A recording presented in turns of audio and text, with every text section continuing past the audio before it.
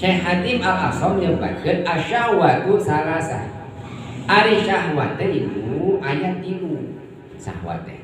Syahwatun fil akli hiji syahwat dina tuang. Wa syahwatun fil kalami 2 syahwat dina nyarios. Wa syahwatu fil nadri 3 syahwat dina ningali. 3 syahwat teh. Hiji dina tuang, 2 dina nyarios, 3 dina ningali sama. Syahwatun fil akli setiap jami hoyong tuang. Saya jami tu hoyong tuang pasti tuang, lamun lain utara tuang lain jami eta teh malaikat. Sabab malaikat mah teu kantos tuang, bujeng-bujeng urang, jami awon, jami soleh oge taruang. Bujeng-bujeng jami soleh kang jeung nabi oge tuang. Kitu baca. Sok aneh imah cenah ai guru teh tara dahar, lain tara dahar nyumput. Daharna da jelemapan kitu nya aneh.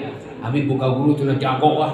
Naon jagona? Tara dahar, padahal nyumput. Udun we cenah udun kopi, tara eta cenah tara naon tara tuang. Efek naon nyumput daharna. Da jahami atuh. Ulah keanehan.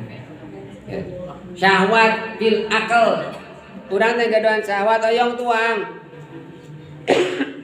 Eta syahwat hoyong tuang teh sifat manusia.